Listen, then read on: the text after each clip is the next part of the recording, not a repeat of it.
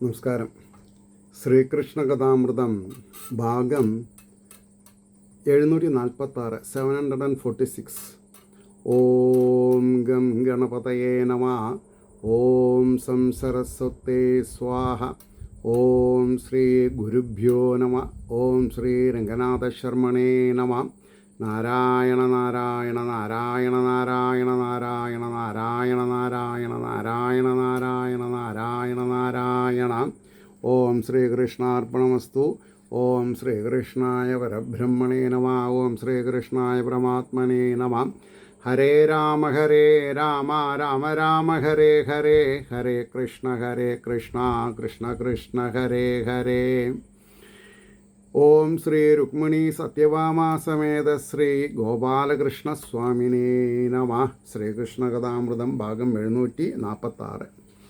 ഭഗവാന്റെ ഉപാസനാകാന്ഡം എന്നുള്ള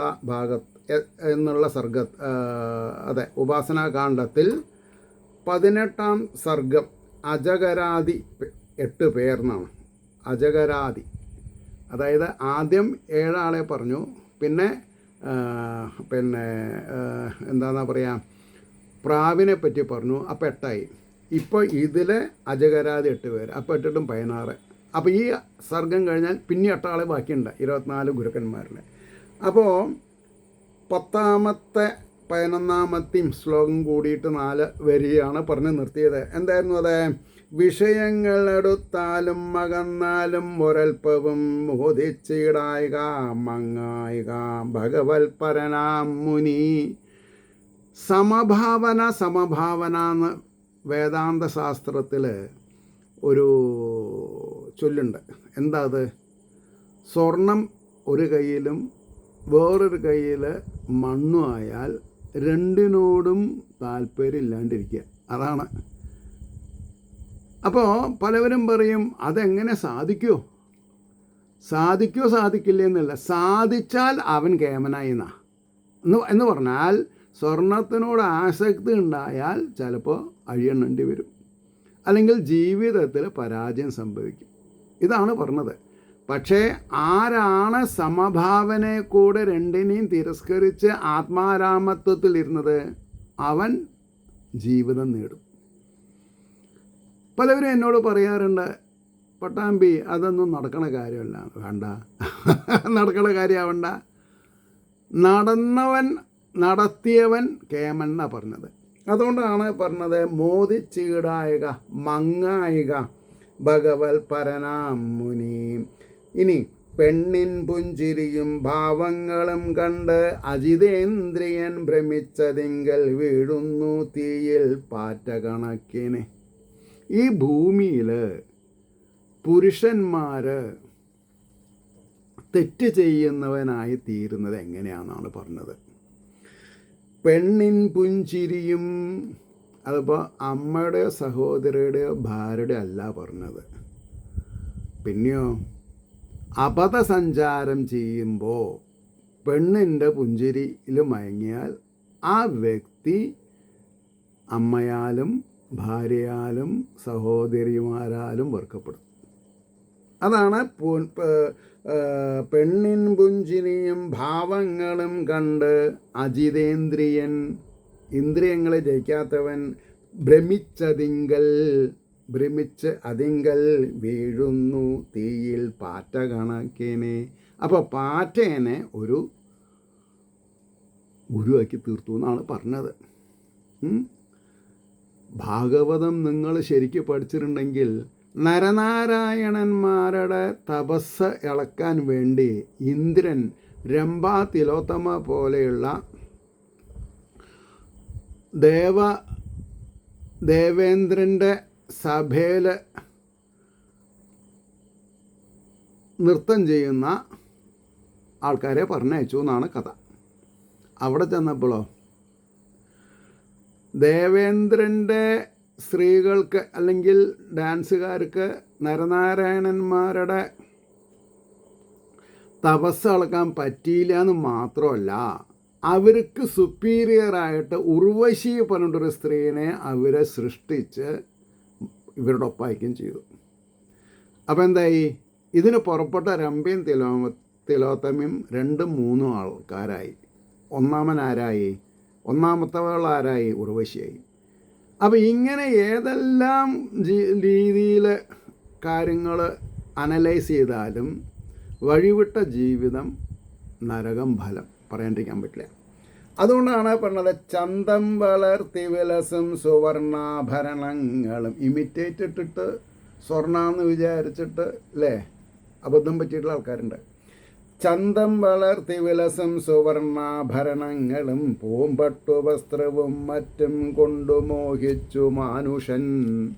അല്ലേ, ഇമിറ്റേറ്റിംഗ് ഗോൾഡും പളപളാന്ന് മിന്നുന്ന വസ്ത്രങ്ങളും കണ്ട് അബദ്ധത്തിൽ വീഴുന്ന ആൾക്കാരുണ്ട്. മായയാണ് ഇവയെന്നോർക്കാതുൾ തെങ്ങിടും ദുരാശകൾ.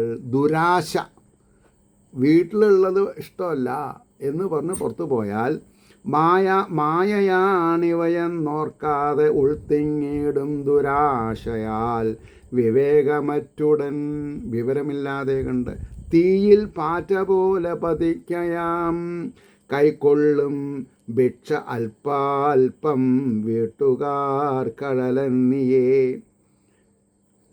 കൈക്കൊള്ളും ഭിക്ഷ അല്പാൽപ്പം വീട്ടുകാർക്ക് അഴലന്നിയേ എന്ന് പറഞ്ഞാൽ എന്താർത്ഥം? കുറേശ്ശെ കഴിക്കാൻ കിട്ടിയാലും വീട്ടുകാർക്ക് ബുദ്ധിമുട്ടില്ലാണ്ട് ജീവിക്കാൻ പറ്റുന്ന പറഞ്ഞതിൻ്റെ താല്പര്യം. അല്ലെങ്കിൽ ഒരാൾക്ക് കുറച്ച് കൊടുത്തു എന്ന് വിചാരിച്ചിട്ട് നമ്മുടെ വിശപ്പ് മാറാതിരിക്കില്ല. അപ്പോൾ അങ്ങനെ 4 ആൾക്കാരിൽ നിന്ന് കുറേശ്ശെ കിട്ടിയിട്ടുണ്ടെങ്കിൽ 5ാമതൊരാൾക്ക് ഒരു നേരത്തെ ആഹാരമായി. പക്ഷെ കൊടുക്കാനുള്ള മനസ്സ് വേണം, വാങ്ങാനുള്ള മനസ്സും വേണം. അപ്പോൾ വണ്ടു തേൻ പോലെ പൂക്കൾക്ക് വേദനിക്കാതെ മാമുനി. അപ്പോൾ പാറ്റകളുടെ കാര്യം കഴിഞ്ഞ് ഇനി വണ്ടുകളെ പറ്റി പറയണം. വണ്ട് തേൻ പോലെ പൂക്കൾക്ക് വേദനിക്കാതെ മാമുനി. എത്രയോ വണ്ടുകൾ പൂവിൽ നിന്ന് രസം ഊറ്റി കുടിക്കുന്നുണ്ട്, പക്ഷെ പൂക്കൾ കേടുവരുന്നില്ല. പക്ഷെ ഇവിടെ സ്ത്രീയാവുന്ന പൂവ് പുരുഷന്മാർ ചതച്ചരച്ച് ചട്നിയാക്കി കൊടുക്കുന്നുണ്ട് എന്ന് പറഞ്ഞാൽ നശിപ്പിക്കണമെന്നർത്ഥം. അതാണല്ലോ 5-6 വയസ്സായ പെൺകുട്ടികളെ കയറി പിടിക്കുക എന്നൊക്കെ പറഞ്ഞാലത്തെ സ്ഥിതി എന്താ ആലോചിച്ച് നോക്കൂ. ഈ പുരാണങ്ങളുടെ അഭാവമാണ് ഇന്ന് സമൂഹത്തിൽ കാണുന്ന തിന്മകൾക്കൊക്കെ കാരണം. അത് വിചാരിച്ചിട്ട് തിന്മകളെ ഒഴിവാക്കേണ്ടത്. പുരാണങ്ങളെ, തിന്മകളല്ല, പുരാണങ്ങളെ ഒഴിവാക്കരുത്. പുരാണപാരായണം നമ്മൾക്ക് എന്തെന്നില്ലാത്ത ധൈര്യവും ഓജസ്സും തേജസ്സും തരുന്നുണ്ട്. അപ്പോൾ ഒരേ താമരയിൽ തന്നെ വാഴ്കിൽ വണ്ടെന്ന പോലവേ, ഒരേ താമരയിൽ നിന്ന് വണ്ട് തേൻ കുടിക്കാൻ പാടില്ല എന്നാ. എന്താ അങ്ങനെ പറയാൻ കാരണം? ഈ താമരയ്ക്കൊരു സ്വഭാവമുണ്ട്. സൂര്യൻ ഉദിക്കുമ്പോൾ അത് എന്ത് ചെയ്യും? വളരും, അത് വിരിയും. സൂര്യൻ അസ്തമിച്ചാൽ അത് ഹൈഡ്രോളിക് സിസ്റ്റം പ്രകാരം സ്വയം കൂമ്പും. അപ്പോൾ ഒരേ പൂവിൽ നിന്ന് മതോന്മത്തനായിട്ടുള്ള വണ്ട് തേൻ കുടിച്ചാൽ ചിലപ്പോൾ ഉറങ്ങിപ്പോണ സമയത്താണ് സൺ സെറ്റ് എന്ന് പറഞ്ഞാൽ ആ താമരയുടെ ഉള്ളിൽ പെടും. അപ്പോൾ അവൻ രാത്രി കാട്ടാന വന്ന് ഈ താമര വളയങ്ങളെല്ലാം കൂടി കൂട്ടിപ്പിടിച്ച് തിന്നും. അപ്പോൾ ആന ഒരു വെജിറ്റേറിയൻ ജന്തു ഈ താമരയുടെ ഉള്ളിലുള്ള വണ്ടിനെ നോൺ വെജിറ്റേറിയനായിട്ട് പച്ചയ്ക്ക് തിന്നേണ്ടി വരും. അപ്പോൾ അതേപോലെ മനുഷ്യൻ അകപ്പെടുന്നാണ് പറഞ്ഞതിന് താല്പര്യം. ഒരേ ഗൃഹത്തിൽ വാണീടിൽ മുനിയും ബദ്ധനായി വരും. അതാണ്, ഒരു പശുവിനെ കറക്കണ സമയേ ഒരാൾ ഭിക്ഷയ്ക്ക് വേണ്ടിയിട്ട് വീട്ടിൻ്റെ പടിക്കൽ നിൽക്കാൻ പാടുള്ളൂ. വരൂ ഇരിക്കൂ എന്ന് പറഞ്ഞാൽ ഇരിക്കരുത്. അതന്നെ, കാരണം സംഘം വരുന്നതാണ്. നിസ്സംഗനാവണം. ഒരു സാധകൻ നിസ്സംഗനാവണം, സംഘാവാൻ പാടില്ല. മുനിയും ബദ്ധനായി വരും, ചെറുതോ വലുതോ ശാസ്ത്രമേതിൽ നിന്നും മഹാമതി. ചെറുതോ വലുതോ ശാസ്ത്രം ഏതിൽ നിന്നും മഹാമതി. സാരം കൈകൊണ്ടിടും. സാരം ചെറുതായാലും വലുതായാലും സാരം ഉൾക്കൊള്ളാൻ സാധിക്കണം. സാരഗ്രാഹി ആവാതെ കണ്ട് ജീവിതത്തിൽ നന്മ ഉണ്ടാവില്ല. എന്താ പഠിക്കണത്? ആ പഠിക്കണതിലത്തെ സാരങ്ങളെ ഗ്രഹിച്ചാലേ പരീക്ഷയിൽ പാസ്സാവാൻ പറ്റും. അത്താഴത്തിനു നാളേക്കെന്നോർത്തു വയ്ക്കായക സാധകൻ. അപ്പോൾ സാരം കൈകൊണ്ടിടും പൂവിൽ നിന്നു തേൻ വണ്ടു പോലവേ അത്താഴത്തിന് നാളേക്കെന്നോർത്തു വയ്ക്കായക സാധകൻ. കൈക്കുമ്പിൾ മാത്രമാം പാത്രം വയർ സൂക്ഷിപ്പതാം ഇടം. കൈക്കുമ്പിളിൽ കിട്ടുന്നത് കഴിക്കാവൂ. ഇപ്പോഴും ചില ജൈൻ മുനികൾ കയ്യിൽ വാങ്ങിയിട്ടേ കഴിക്കുള്ളൂ. പറഞ്ഞു മനസ്സിലായോ? കയ്യിൽ വാങ്ങിയിട്ട് കഴിക്കുക. വയറ് നിറയാനുള്ളത് കഴിക്കരുത്, ജീവൻ കിടക്കാനുള്ളത് കഴിക്കാൻ പാടുള്ളൂ. നാളേക്കെടുത്ത് സൂക്ഷിക്കാനും പാടില്ല. നമുക്ക് ഈ ഫ്രിഡ്ജ് സിസ്റ്റം വന്നതോടുകൂടി ഒരുപാട് മാറാവ്യാധികൾ വീട്ടിൽ ചെറുപ്പക്കാർക്കും വലിയവർക്കും വയസ്സായിട്ടുള്ളവർക്കും ഒക്കെ വന്നിട്ടുണ്ട്. അതായത് മടിയാണ്, 3 നേരം വയ്ക്കാൻ വയ്യ. എല്ലാം ഒരു ദിവസം വെച്ചിട്ട് 7 ദിവസം ആ കൂട്ടം തന്നെ കഴിച്ചാൽ മതി. ആണുങ്ങൾ എന്ത് ചെയ്യും? സമർത്ഥന്മാർ പേടിയെന്ന് കഴിക്കും, പെണ്ണുങ്ങളിത് കഴിക്കും, അവർക്ക് അസുഖം വരും. അപ്പോൾ എന്തെങ്കിലും എഫർട്ട്സ് എടുക്കാണ്ട് ആരും നേരായിട്ടില്ല. അപ്പോൾ 3 നേരം പരിമിതമായ ആഹാരങ്ങൾ വെച്ച് കഴിച്ചാൽ അസുഖങ്ങൾ ഉണ്ടാവില്ല. അപ്പോൾ അവരവർക്ക് ആഹരിക്കേണ്ടത് മാത്രമേ വയ്ക്കാൻ പാടുള്ളൂ. നാളേക്കെന്ന് പറഞ്ഞിട്ട് വയ്ക്കരുത്. അതുകൊണ്ടാണ് പറഞ്ഞത് കൈക്കുമ്പിൽ മാത്രമാം പാത്രം വയർ സൂക്ഷിപ്പതാം ഇടം. അല്ലാതെ മുനി തേനീച്ച പോലെ സൂക്ഷിച്ചു വയ്ക്കുകിൽ അതുമൂലം നശിച്ചിടും താനും കരുതി വെച്ചതും. അല്ലേ? എത്രയോ ദിവസത്തെ അനുഭവമാണ് തേൻ വളർത്തൽ. തേന് സൂക്ഷിച്ചു വയ്ക്കും. അപ്പോഴാണ് തേനെടുക്കുന്നവൻ ആ കൂടന്നെ ഒന്നായിട്ട് എടുത്ത് പീച്ചി, കുറേ ഈച്ചകൾ ചാവും, കുറേ എണ്ണത്തിനെ തീ കത്തിച്ചിട്ട് പേടിച്ച് ഓടിപ്പിക്കും. അപ്പം പിന്നെ ആദ്യം ജോലി എടുക്കണം, കൂടുണ്ടാക്കി അതിൽ തേന് കൊണ്ടുവന്ന് വയ്ക്കും. അപ്പോൾ പറഞ്ഞു വന്നത് എന്താ? കാൽ കൊണ്ടുപോലും സന്യാസി തൊടാ പെൺപാവയാകിലും. ഇത് പറഞ്ഞാൽ ന്യൂ ജനറേഷൻ ആൾക്കാർ കൊമ്പ് ഓർക്കാൻ വരും. എനിക്ക് പ്രശ്നമില്ല. കാരണം എന്താ? ഒരു വാസ്തവികതയാണത്. ഒരു സ്ത്രീയുടെ രൂപം കൊത്തിയ മരപ്പാവേനെ കൂടി സന്യാസി കാലുകൊണ്ടുകൂടി തൊടാൻ പാടില്ല. പിന്നെ കയ്യിൻ്റെ കാര്യം പറയണോ? എന്താ അങ്ങനെ പറയാൻ കാരണം? അത് ശാസ്ത്രീയമായ ഉൾക്കാഴ്ച ഇല്ലാത്തവർക്ക് ഇഷ്ടാവില്ല ഞാൻ പറഞ്ഞത്. ഉരുട്ടി വെച്ച വെണ്ണയും കത്തിച്ച് വെച്ച വിളക്കും പോലെയാണ് അത്ര സ്ത്രീയും പുരുഷനും. ഉരുട്ടി വെച്ച വെണ്ണ സ്ത്രീ, വിളക്ക് പുരുഷൻ. അതിങ്ങനെ കത്തി ജ്വലിച്ച് നിൽക്കും. വെണ്ണ അടുത്ത് വന്നാൽ അത് ഉരുകി നാശവും, ഫോംലെസ് ആവും. അങ്ങനെയാണ് പല ജീവിതങ്ങളും കെട്ടടയണത്. മനസ്സിലായില്ലേ?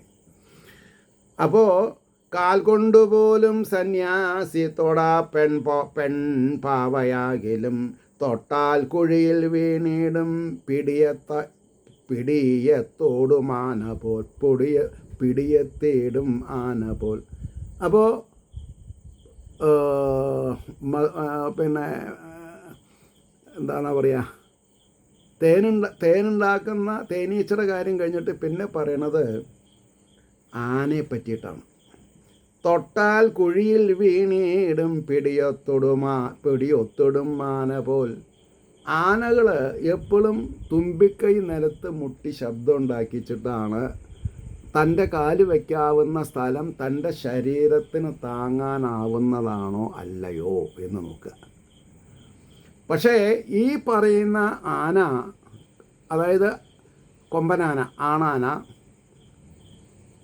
ഒരു 2-3 കിലോമീറ്റർ ദൂരത്തൊരു പെണ്ണാന നിൽക്കുന്നുണ്ടെങ്കിൽ കാറ്റ് വന്നാൽ അതിൻ്റെ മണം കെട്ടിയാൽ ഈ സിസ്റ്റം മറക്കും, ചിഹ്നം വിളിച്ച് ഓടാൻ തുടങ്ങും ഈ പെണ്ണാനയുടെ അടുത്തേക്ക്.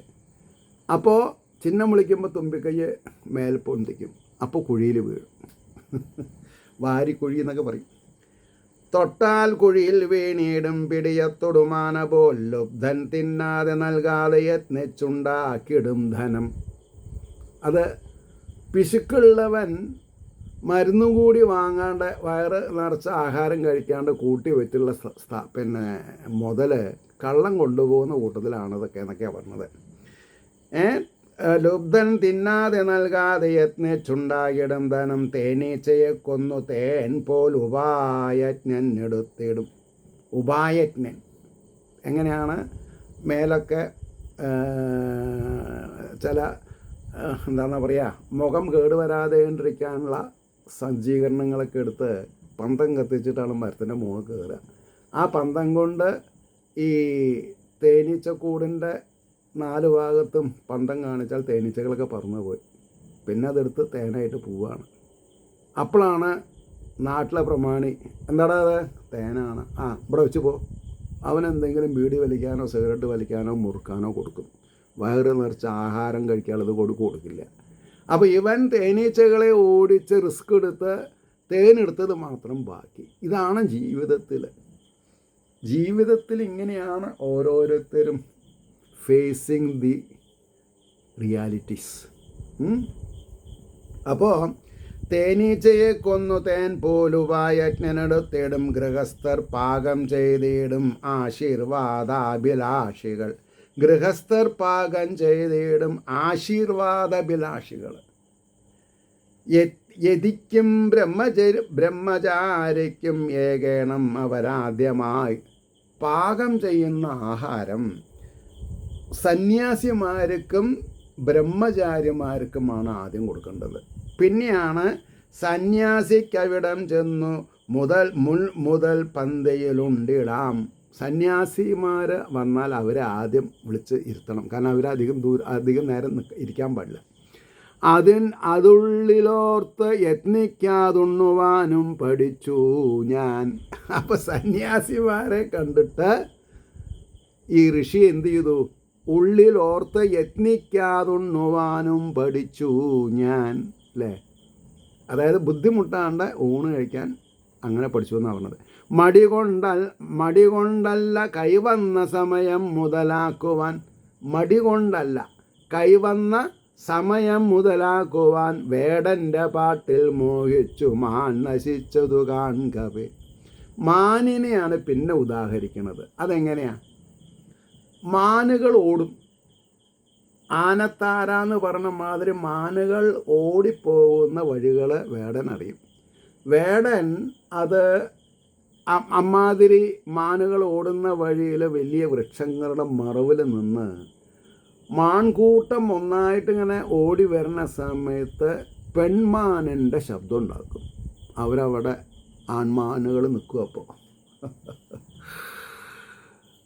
അപ്പോൾ ഒന്നില്ലെങ്കിൽ വല വലിക്കും, അല്ലെങ്കിൽ അമ്പയും. വേടൻ്റെ പാട്ടിൽ മോഹിച്ചു മാൻ നശിച്ചതു കാൺകവേ ഭഗവത്ഗീതമില്ലാതെ വെറും ഗ്രാമീണ ഗീതികൾ. ഭഗവത്ഗീത പഠിക്കുന്നതിന് പകരം റിയാലിറ്റി ഷോയിലെ സിനിമാറ്റിക് പാട്ടുകൾ പഠിച്ചാൽ അവന് ഈശ്വരീയത ഉണ്ടാവില്ല. അത് പറഞ്ഞാലും കുറേ ആൾക്കാർ ചിലപ്പോൾ ലഹളയ്ക്ക് വന്നു എന്ന് വരും. സാരമില്ല, പറയേണ്ടത് പറയാണ്ടിരിക്കാൻ പറ്റുമല്ലോ. ഭഗവത്ഗീതമല്ലാതെ വെറും ഗ്രാമീണ ഗീതികൾ ഉൾത്താരഴുക്കുചാലാക്കി തീർക്കും ആ മലിനാരവം, അല്ലേ? പച്ചമാങ്ങ ഞാനൊരു പാട്ട് കേട്ടിട്ടുണ്ട്.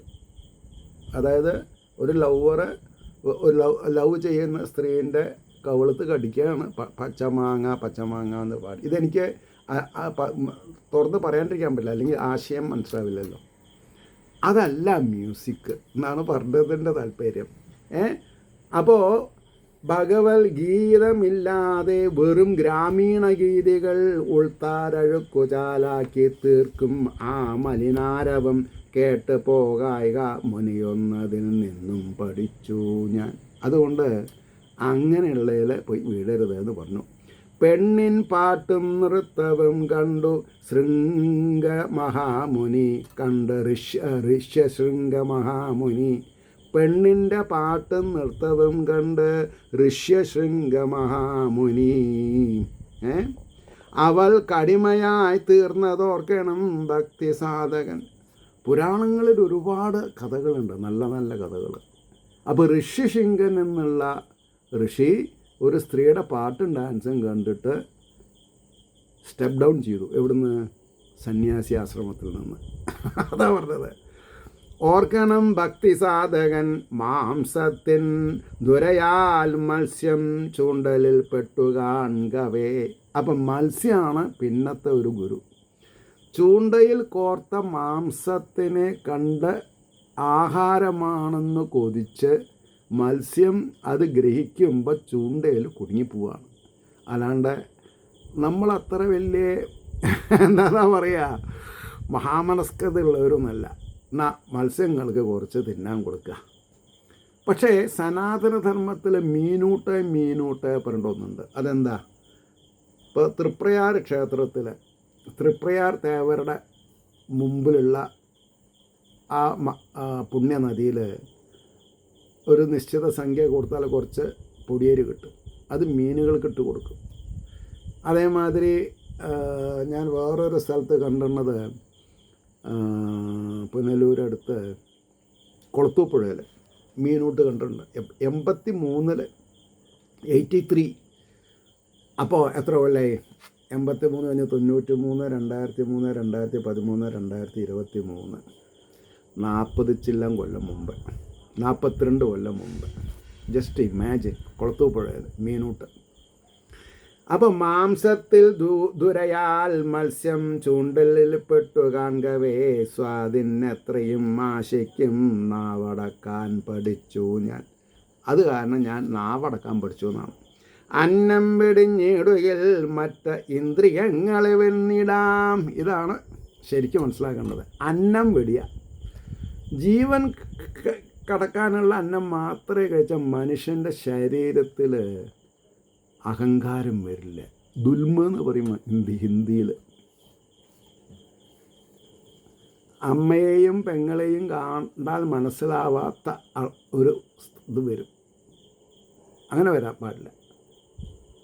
അപ്പോൾ ആഹാരം ജാസ്തി കഴിച്ചാൽ ശരീരത്തിൽ വേണ്ടാത്ത വിചാരം വരും. അതാണ്.